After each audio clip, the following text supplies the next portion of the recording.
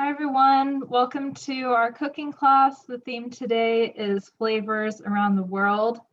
And the reason why I wanted to do this class, well, we actually did a spices around the world cooking class last year, and those recipes are available online.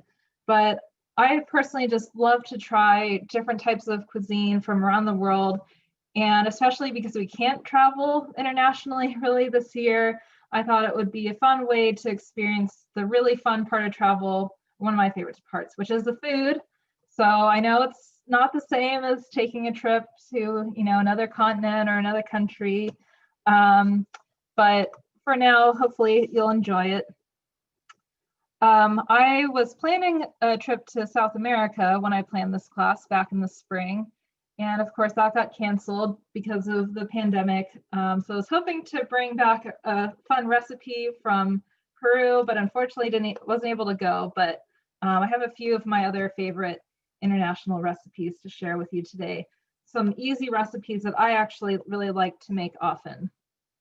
So the handout for this class is available in the BCal, the recipes, and a couple of other handouts. And if you're watching the recording, they're going to be posted online on our Cookwell Berkeley site. But before we get started with the first recipe, I just want to give you a little bit more background. And because I want to offer this class as a way to explore and really appreciate different types of cuisines from around the world and appreciate different cultures. But by no means am I an expert in the cuisine from any of the countries that we're featuring today. But again, these are just some of my favorites from around the world that I wanted to share with you. So, this can be kind of a tricky topic, and I can't guarantee these recipes are like 100% authentic or maybe not even close. But again, the purpose is just to appreciate some of these flavors from around the world. So, we could do an entire class or even series on some of these kind of tricky food issues, but, this is a nutrition class, so I just want to try to stay on topic, but also acknowledge that. However, our first recipe is from Ethiopia, and you may have heard that there was a really horrific attack on civilians there a few days ago. And Ethiopia, like many other countries, is dealing with the pandemic and other issues like locusts, record floods, violence, and unrest. So I just want to acknowledge that before we get started, because I think it's important to kind of be at least somewhat familiar with the country and the culture and what's going on in those countries when we sample food from around the world. Okay, so the first key ingredient that I want to talk about here is spices, and particularly the spice mix. So this ingredient can be a little bit hard to find. It's called berbere, and it's a spice mix from Ethiopia, and it is just delicious, and you can use it in so many different dishes, but I'm going to use a kind of more traditional one, which is a lentil stew, which is also called misir wat. So this spice can also be used to season other dishes like other stews, soups, grains, vegetables, and meat. The spice mix is usually spicy because there's a lot of hot peppers in here. So you can make your own blend, and I posted a couple of options in the recipe handout, which Nicole just put in the chat. Thanks, Nicole. So you can try making your own blend, or if you buy the mix and it's too spicy, reduce the amount of the mix that you use and replace some of it with something like paprika that's a little bit more mild. So this is a mix of, like I said, red peppers, but also other warming spices like ginger, cinnamon, cloves, and herbs like sacred basil and rosemary, just to name a few. There's a whole lot of good stuff in here. So I like to make this dish with braised collard greens. I think the two are kind of naturally go together, and you can throw some of the berbere in there too, and it's delicious. It's usually scooped up with injera, which is like a flatbread. So you could try making it yourself, or maybe you can pick some up at an Ethiopian restaurant, because you might be able to just buy it by itself. Another key ingredient to Ethiopian food is a spiced clarified butter. So you can feel free to use that if you can find it, or you can even make it yourself. But for simplicity's sake, I'm just going to use oil today to make it simple and to make it friendly for people who might be vegan or don't eat dairy. Finally, you can find the spice mix at Ethiopian markets, or you might be able to find it at a spice shop. This one's from the Oaktown Spice Shop, which has a few locations around the Bay Area, or you might be able to buy it online. Okay, so while I'm starting on this recipe, I have a question for you in the chat. Since we're talking about spices, what kind of spice-heavy cuisines do you enjoy? And if you have specific dishes that you really like that use a lot of spices to flavor them, then feel free to put that in the chat as well. Okay, let's get started with this recipe. So it's here on the recipe handout. And I'm going to get everything ready before I start heating up the pan. So I'm using red lentils, which I love to use, especially during the pandemic when you're trying not to go to the grocery store as often because they're really, really cheap. Usually like $1, $1.50 a pound. And they don't take up a lot of space in your cupboard or pantry, and they cook really fast.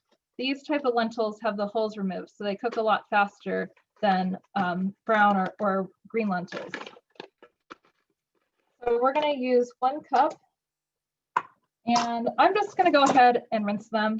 With red lentils, it may not be as necessary because they've had the holes removed. With the other types of lentils, you definitely want to give them a rinse, but I like to rinse them just in case. And you want to kind of sort through them and make sure there's no rocks in there. Because no matter how long you cook it, a rock is going to be hard when you bite into it, and that's not good for your teeth. Okay, so what you can do if you want is just sort through them a little bit, or kind of the best way to do this is to take a baking sheet and spread them out and really sort through and make sure there's no rocks. But I'm pretty confident there aren't any in here. Okay, so give this a quick rinse.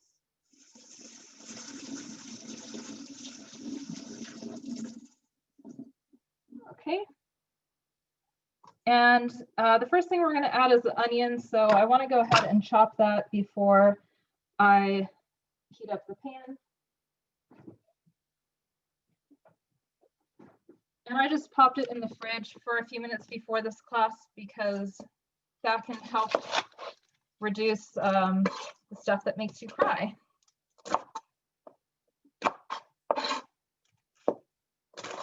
Okay, so 1 onion. Trying to look at the answers in the chat, but I can't really see them right now. So again, the questions are, what types of spice-heavy cuisine do you enjoy?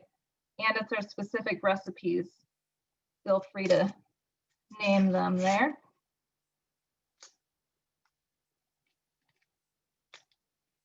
Okay.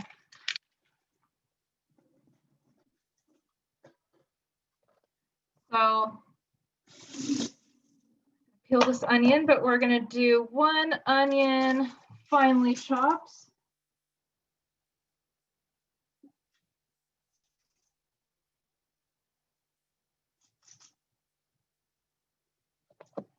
Okay. So what I'm going to do is cut vertically through the onion. And then I'm going to do my claw for safety here so I don't cut my fingertips. And just bring my fingers back a little bit at a time so that I can't hurt myself.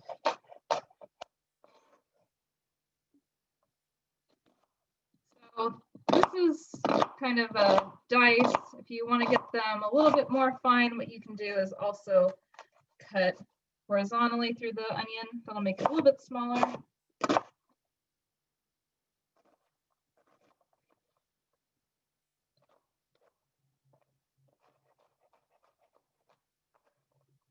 Okay. And then to get a head start, since this needs to cook for about 45 minutes, oops, sorry, I went ahead and peeled my garlic already. So you need 4 cloves of garlic that we're gonna mince.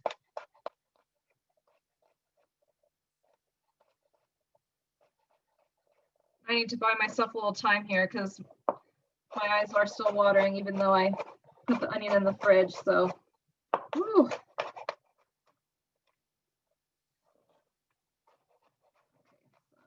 Mince off this garlic for that paper. All right, so with this recipe, it's very nutritious. We've got vegetables, we have lentils, which are a great source of fiber and protein, and they're really hearty and filling. And we have spices, which, you know, in small amounts probably aren't going to have huge health benefits, but probably not going to hurt either. And they just make the food delicious and allow us to use a little bit less salt. We're getting lots of wonderful flavor there. Okay, so now what I'm going to do is I'm going to start a saucepan. And like I said, more traditionally, you can use the spiced butter here, or even ghee, which is also clarified butter without the spices, regular butter, or you can just go ahead and use oil. So the recipe calls for 1/4 cup.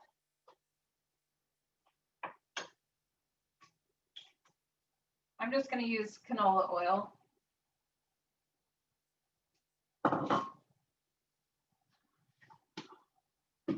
Okay. And once that heats up, we're going to saute the onions until golden brown, about 10 minutes, and then we'll throw in the garlic and cook it for just about 30 seconds because we don't want it to burn. Then, sorry, I'm sniffling, so I'm crying a little bit from this onion. Then we'll add the lentils, some of the bearberry, tomato, and water, and then we're going to simmer all that together, and it's going to break down the lentils and make them nice and soft and incorporate all the flavor. It's going to be awesome. So while we're waiting, we can go ahead and chop up some tomatoes. This is 1 small tomato, so I'm just going to use 1 little Roma. You could probably throw in a couple of these if you wanted. So it says to chop this up.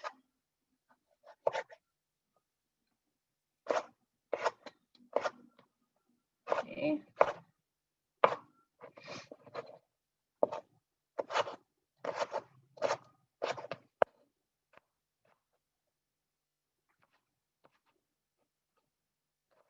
So I don't have the recipe for the collard greens I like to cook with this, but it's basically like cooking garlic and onion, maybe some ginger, then cooking the collard greens and putting some of the bearberry in there and kind of stewing them. And it's really, really good. And I'm a huge fan of collard greens because similar to kale, they're really, really nutritious. I think they're kind of underappreciated. And they're a good source of iron and calcium, which is a little more rare in a plant food. But as opposed to spinach, it has less of the oxalates that block the absorption of those minerals. So it's a really, really nutritious food, and you actually absorb a lot of the nutrients found there. Okay, so I think my pot is probably warm, so I'm going to put the onions in.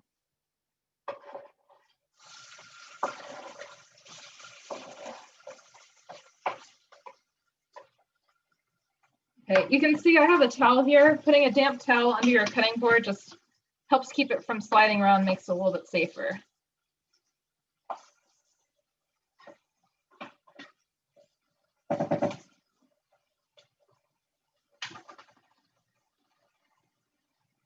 Okay, so we're going to let that cook for about 10 minutes, and then we'll get started on some of the other recipes.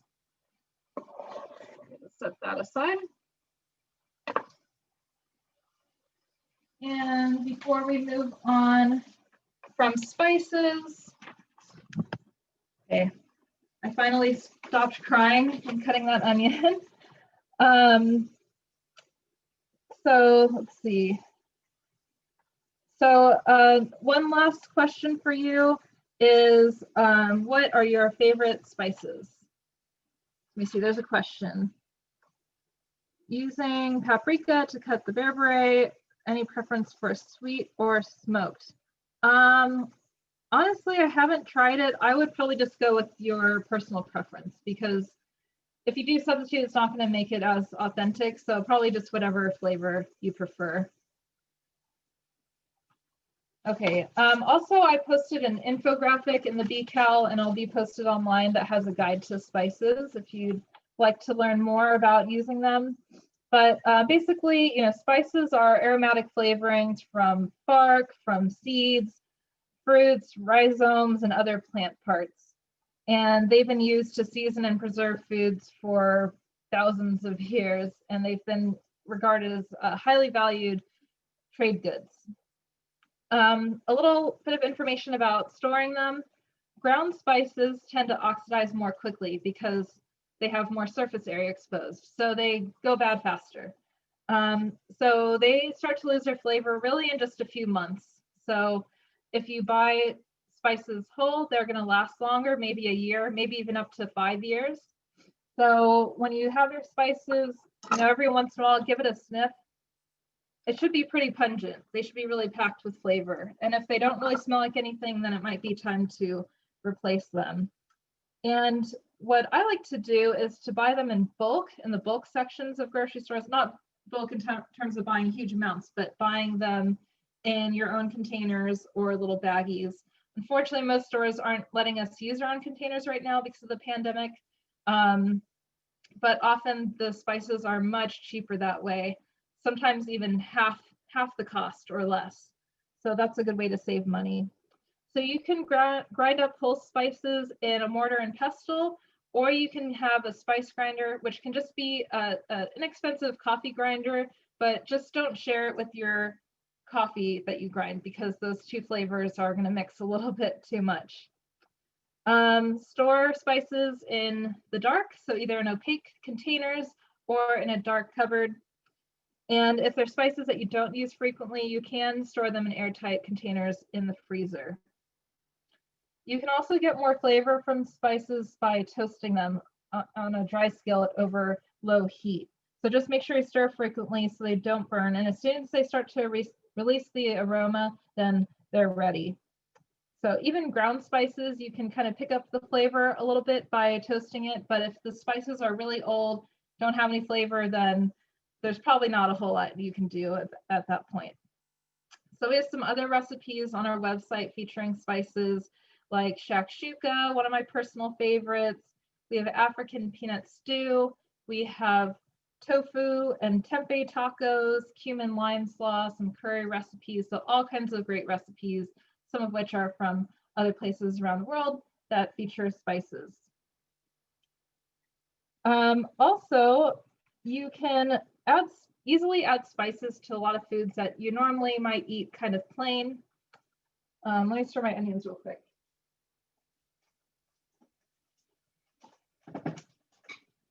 So in particular, popcorn, you can use all kinds of spice blends on there. I like to do paprika or a variety of different blends, even like curry powder. You can use spice blends on roasted vegetables, especially root veggies, potatoes, sweet potatoes, or cauliflower. Roasted nuts or seeds, you can make them really flavorful by adding spices in there. Rice, other grains, marinades, sauces, soups, meat, poultry, other proteins, eggs, tofu, beans. You can really literally spice them up. Doesn't have to be spicy hot, but just by adding lots of other spices, you'll have a lot more interesting flavor. It makes healthy eating a little bit more fun. Okay, so the onions have been cooking for about 5 minutes. So another 5 minutes, I'll add the garlic and everything else. But for now, we're going to switch over to this recipe that's Korean-inspired marinated tofu. So this recipe I adapted from something called mayak eggs, which is a really popular Korean dish. It actually translates to drug eggs because they're so addicting. Of course, there's no drugs in this recipe, but it is really delicious and full of flavor.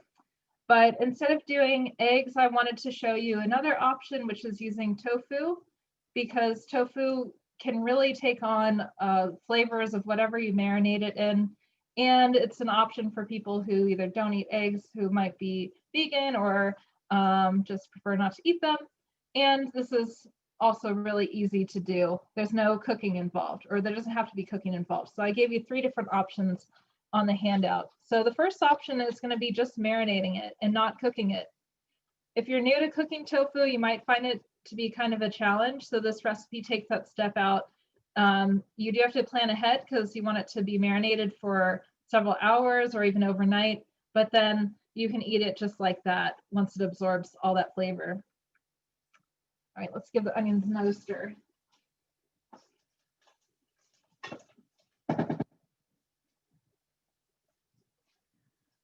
Okay, so I also like this recipe. If you do like eggs and you normally eat hard-boiled eggs, they get a little boring after a while. So this is a way that you can really infuse some flavor and just make them exciting all over again.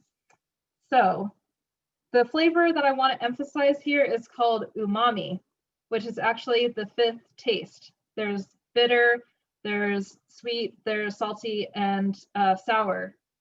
And I think this was discovered only a couple of decades ago because it's not as easily identified and it's kind of hard to isolate, but it basically, it's a Japanese word that translates roughly to deliciousness. And, you know, it is hard to isolate, but if you do, it doesn't actually taste that good by itself. So it's better when it's part of these other flavors. Like in this recipe, there's, it's mostly kind of salty. So salty and umami at the same time. So it's found in foods like soy sauce, miso, ripe tomatoes, Parmesan, seaweed, mushrooms, and seared beef. So great ways to add umami to food to make them more flavorful, rich, and savory is to add either soy sauce or miso. So I'll talk a little bit about those as we go along, but let me check on the onions. Okay, just so I don't get distracted, I'm gonna go ahead and finish putting everything in the lentil stew. Okay, so garlic goes in for about 30 seconds, and then we're gonna add lentils, a tablespoon of the bearberry, the tomato, and water, and then we're just gonna let it simmer.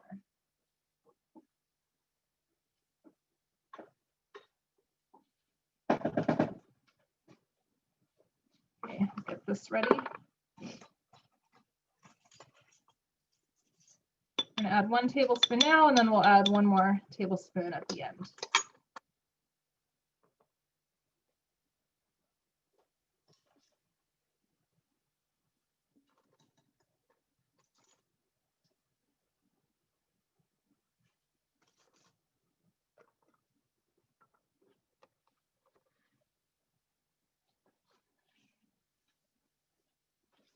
And then 2 cups of water.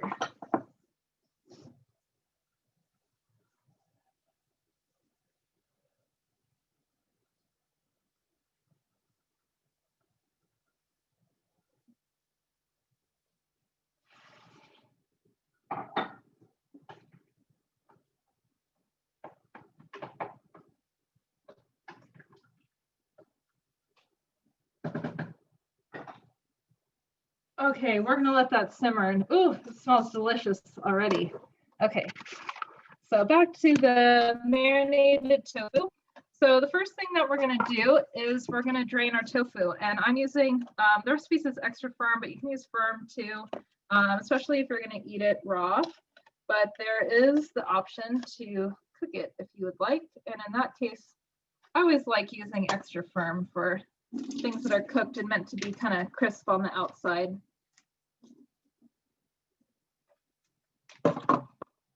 So now you're gonna want to drain the tofu really well, because what happens is it won't absorb as much of the marinade if it's wet, and it'll kind of water it down. So I don't love to use towels because then I have to do more laundry. So one of the ways that I like to press tofu is just take 2 little plates and kind of sandwich them. It's not perfect, but it works pretty well. And then just put something heavy on top, like a cast iron skillet. and let that sit for a few minutes while we put everything else together. Another way you can do it is to take a towel, put the tofu in it, put the towel on top, and then put something heavy on top of it. Or you can even buy things like a tofu press. Another method that I do sometimes is I take the container and I wash it with soap and water, put it upside down so the tofu sits on it, and then the water all drains off really well. So I put a plate on top and then, or a towel, and then put something heavy on top. So that's another option. So if you have other preferred methods, that's fine too. Okay, so we'll let that sit and then we're going to cut it into cubes. So for now, we'll make our marinade. So I like to just do it in the container that I'm going to store it in. And ideally you want something that's about the right size so that the marinade is going to cover everything. So you don't want to use a container that's way too big, because then the tops of the eggs or the tofu that you're marinating won't get covered. Okay, so we're going to use half a cup of reduced sodium soy sauce or tamari. So this one is a reduced sodium tamari. Tamari is similar to soy sauce, except it's usually made without the wheat. So if you have a wheat allergy or can't eat gluten, then it's generally gluten-free, but always check the label just in case. But they also make gluten-free soy sauce. But I like it because the flavor is, I think, a little bit more intense. Pop this thing off. So a little bit goes a long way. If you do not have reduced sodium soy sauce, I would just use less because it's really salty. And once that flavor gets seeped into it, there's no going back. So just use a little bit less soy sauce and a little bit more water. And we're going to add equal parts water, so half a cup of water. And then we're going to chop up a few other things to put in here. So we're going to do 3 cloves garlic minced.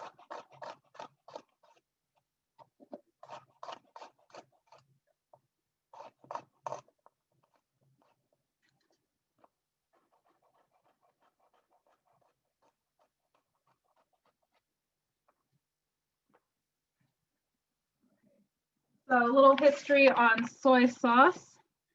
It originated in China over 2,000 years ago, and then it was spread through East and Southeast Asia. It was believed to be brought to Japan in the 7th century when Buddhism came from China to Japan, and it may have been brewed in Korea as early as 2,000 years ago. And I like to use it in a lot of recipes, not just Asian recipes, because again, it has that umami flavor plus the salt. So you can use it in small quantities to replace some of the salt. Just make sure you don't overdo it. So for example, when I saute vegetables, say even just sauteed zucchini, I'll throw in a little bit of soy sauce in there because it'll get it nice and brown and it just gives it a more complex flavor. And then I just don't add any salt. So that's a fun way to add a little more flavor. And another way to add umami is with miso, which I'm not using today, but I just want to quickly mention it, which is another fermented soy product. And I add it to just all kinds of dishes for a richer flavor, pretty much anywhere that you might use broth.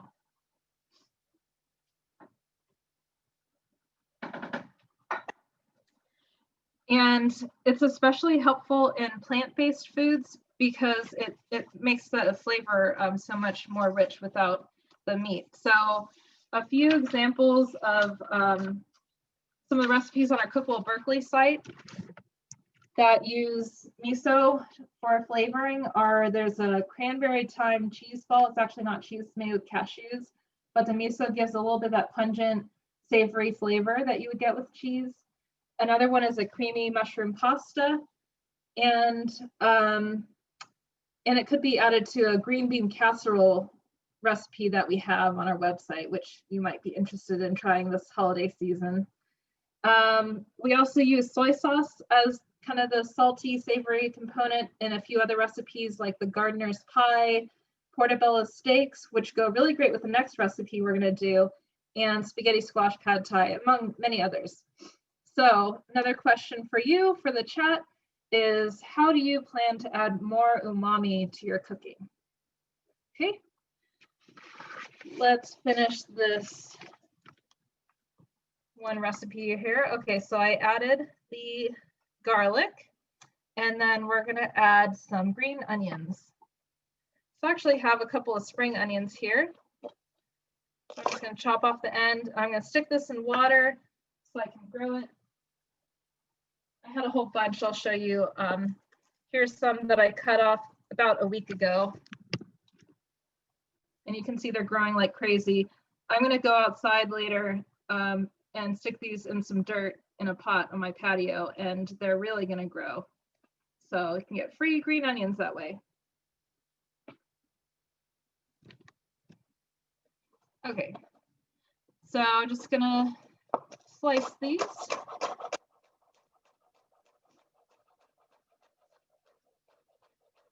And then the next thing that we're gonna add is optional because it makes it spicy. So if you don't like spicy, then you can leave this part out, or you can choose peppers that aren't too hot. So I have a little variety of peppers here. Oops. We have, I think these were Serrano peppers, which are pretty hot. These are called red Fresno. They kind of look like a jalapeno, but the ones that I've tried are very mild. So this is a good one if you don't like too spicy. And then this is a Thai chili pepper, which is super hot. I like really spicy food. So I buy these at the farmer's market and I get a whole bag of them for 50 cents. And one little pepper really is enough to spice up a single portion for whatever you're cooking. So I think I'll just go ahead and add all three. It says to chop them. I already washed these off. I like them sliced in here, especially this Fresno pepper. Again, it's not really that spicy, so I don't mind getting a whole bite of it.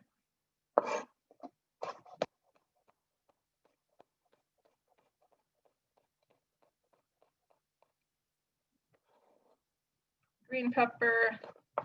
And again, I want mine to be spicy, so I'm going to add this Thai chili.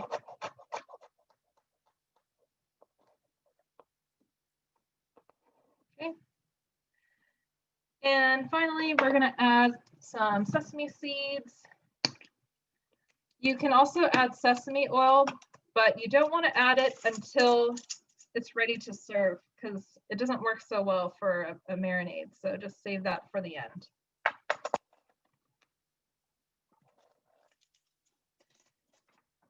Okay. Our tofu has been draining for a little bit. Let's see if I can show this. So over the sink, let's see, what do I show you? Okay, you can kind of see in the corner there all that liquid that came off. So that's pretty good.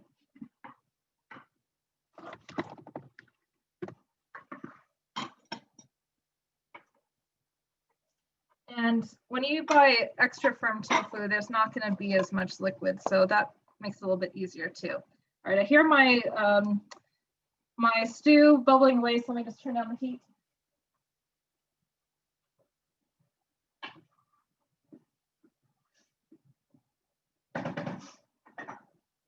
Okay, so now we're going to cut our tofu into cubes. So I'm just going to cut it down and across.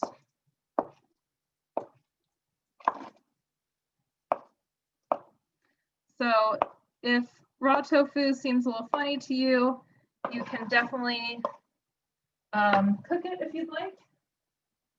Let's try to get this marinate a little bit. So you'll just want to marinate it overnight. But if you do a little bit of prep ahead of time, it can be really quick and easy to have prepared the next day. So what I would do is just heat up your oven to about 400 and grease a baking sheet or line it with a silicone baking mat or parchment paper so that it doesn't stick, and space out the tofu evenly. on the baking sheet so that it can, lots of air can circulate and get it nice and roasty. And then just bake it for 30 to 45 minutes until it's crisp. Okay, so I like to use a container with an airtight lid so I can kind of shake it around, turn it upside down. And then just pop that in the fridge and let it marinate for at least 6 hours, but overnight's even better. And what I like about it is you can just pull it out as needed, especially if you're eating it raw. And you can just leave it in the marinade. So I can tell, you know, as it soaks, this might go up a little bit. So I'll just give it a stir after a little while, but if it's sticking way up, maybe you just add a little bit more water to make sure that everything's covered. So if you're doing this with eggs, you just want to boil the eggs, and I put on the handout one of the methods that I like to use for boiling eggs, where you actually start with the water hot instead of putting the eggs in and bringing the water to a boil, because I find that they're easier to peel that way. And traditionally this recipe is served kind of soft boiled. I like to do more of a medium boil, a little bit safer, because really your eggs should be hard boiled for safest. So you can consider using pasteurized eggs if you like them a little bit more soft cooked. Okay. So next recipe. Now we're talking about herbs. So herbs can season your food without a lot of salt, and most of them contain polyphenols, which can reduce your risk of chronic disease, and they just taste delicious. So the recipe we're using today is going to be using parsley and a little bit of dried oregano, but you can use fresh as well. And this recipe is called chimichurri. It originates in Argentina. And there are many different versions of it now. So I'm just going to show you one version. It's kind of meant to be a sort of loose oil-based condiment. It's usually served with grilled meat, but you can, or other proteins, but you can also use it on veggies or really whatever you'd like. We also have a recipe for avocado chimichurri on our website for kind of a creamy twist, so you can try that if you'd like. And I'm just going to chop this rather than putting it in a food processor, which is less traditional to put it in the food processor. It'll be a little more pureed, but if you like it that way, then you can feel free to try something different. Okay, so the best way to wash your parsley is to fill a bowl with water and dunk it in there so that you really get all the dirt and sand off. And the recipe calls for half a cup of parsley, and it really depends on the size of the bunch that you get. I bought an identical bunch of this the other day and found that it was a little bit more than half a cup, so you can see about how big that is. So yeah, dunk it in the water, really swish it around. Do that a couple of times if it seems like you're seeing a lot of sediment in the parsley. And try to shake it off if you can. Get as much of that water off as possible. And yeah, we're basically just going to take all the ingredients and put them into a bowl and let it sit. So for chopping parsley, you don't really even have to worry too much about getting some of the stems in there. They're not going to hurt. So I like to just kind of fold it in on itself and start at the end and start slicing it and then chop it from there. So I just go about down to where the leaves start to end. Again, I'm not too worried about some of these stems. And then just rock your knife back and forth until it gets nice and finely chopped. So there's other versions of chimichurri that incorporate other herbs, sometimes cilantro. So you can try that if you'd like. But there's also lots of other herb sauces from around the world. One of them, I know a few people said they love Italian food in the chat. One of them is called gremolata, and it's also a parsley type of, not really sauce, more of a condiment. We have a recipe for it on our website with the cream of asparagus soup. So it has lemon in it, so it's kind of herby and zesty. Another herb sauce that probably most people are familiar with is basil, also from Italy. Another one is called jug, which is from Yemen and is popular in the Middle East. And it has parsley and cilantro, and it can be spooned over dishes like shakshuka. Again, a recipe that we have on our website. There's one called chermoula from Morocco, which is mainly cilantro, sometimes parsley, and occasionally mint. There's green chutney from India, which has cilantro and mint. And there's a chili herb dipping sauce from Thailand that's cilantro and mint as well. So we have some other recipes on our website that feature herbs like tabbouleh, pesto. We have a spring roll salad that has basil and mint, rosemary, sesame pecans, and a butternut squash hash that has fresh sage in it. So those are just a few if you're looking to incorporate more herbs. All right. So that's probably finely chopped enough. And I can show you how much this is. Let's see. It's a little bit more than half a cup, but it's close enough. So I'm going to go ahead and just put it all in there. So this doesn't have to be super duper finely chopped. If you're using parsley as a garnish though, I learned to chop it really, really fine and to dry it off, and it looks really nice. Makes for a nice presentation that way. Okay. So half a cup of finely chopped parsley. We're going to add half a cup of olive oil, which may seem like kind of a lot, but again, it's meant to be kind of a loose oil-based sauce. But if you don't want it to be so oily, feel free to just reduce the olive oil a little bit. And then we're going to add a little bit of zing with some red wine vinegar. I've made a version with lemon juice too that was really good, so you could try that if you'd like.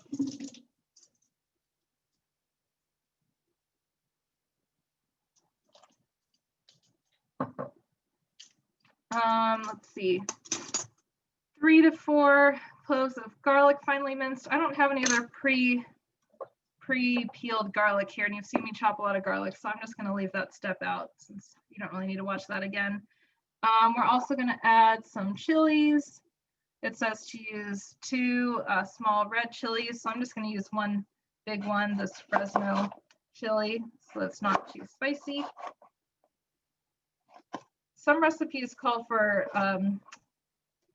dried chili too, so you could try that as well if that's a little bit easier. I'm just going to cut this pretty small.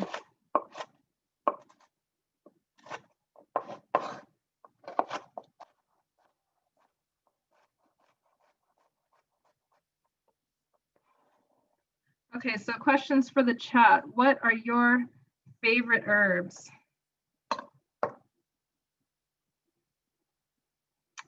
Okay, then we're going to add a little less than a teaspoon of dried oregano, 3/4 teaspoon.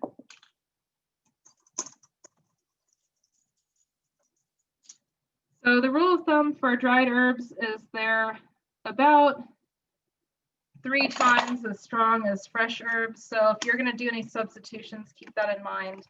If you're substituting fresh with dried, reduce by 3 times. If you're using fresh instead of dried, then multiply it by 3. Hopefully I said that right.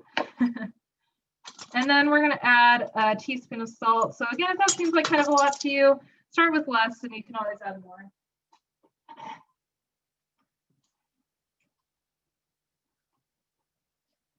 Okay, and I actually ran out of black pepper because I haven't been able to buy peppercorns for my pepper grinder. So I'm just going to add white pepper, which I know is kind of wrong. Sorry, but I want to have a little bit of peppery flavor. So about half a teaspoon. And again, I skipped the garlic because you don't need to see me chop any more garlic.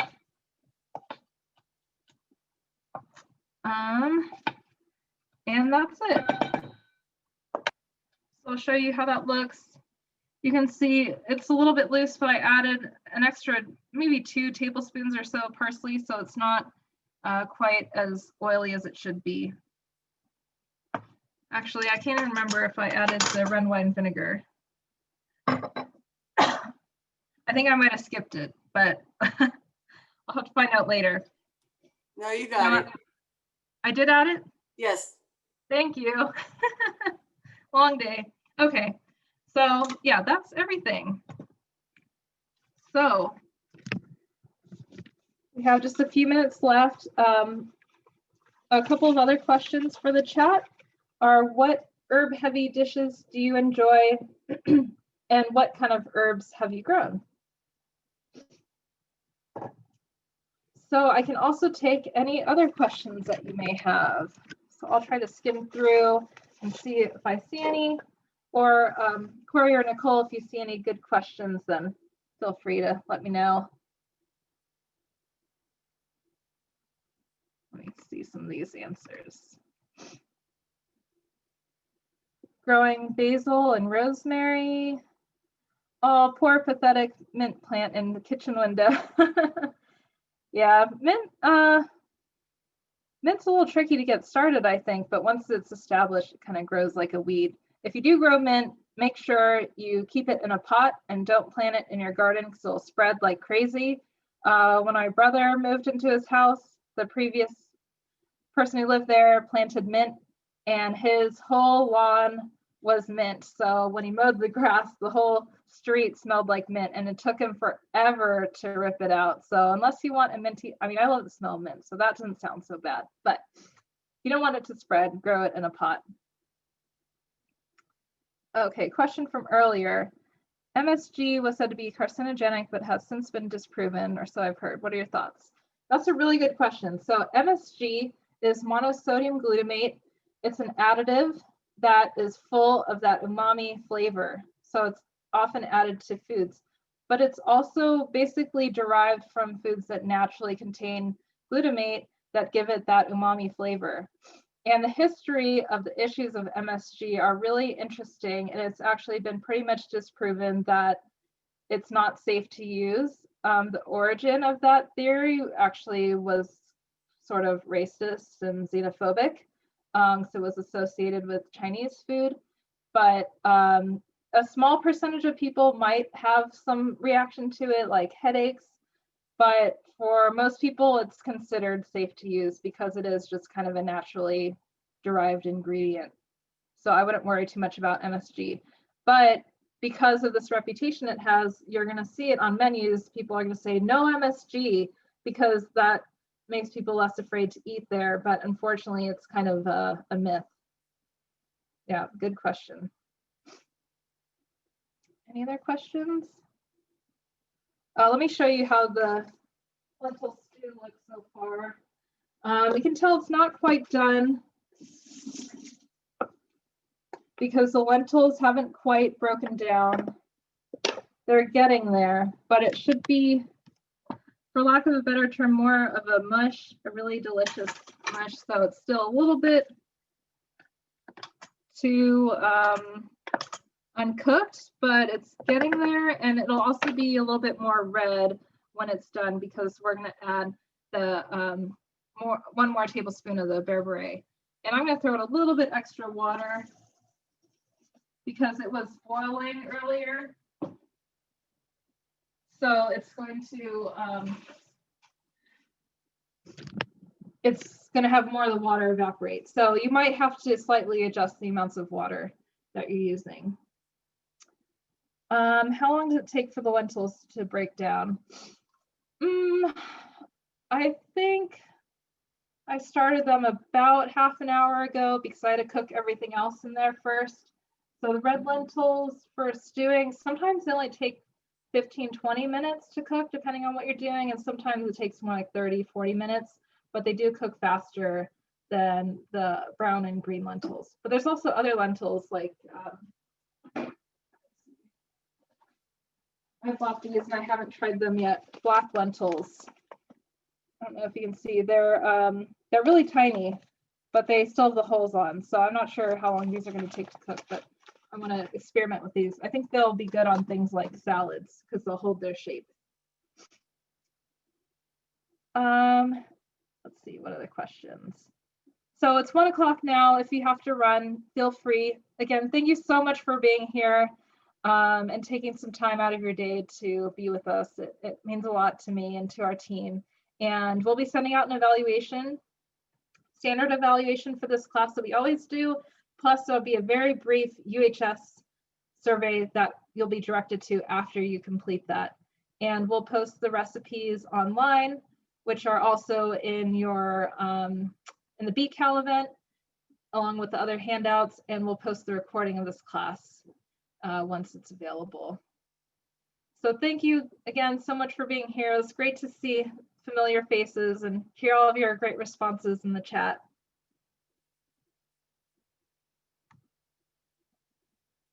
Okay, I'm going to stop recording. If you have a question that you would like to ask, then you won't be recorded. Just a second.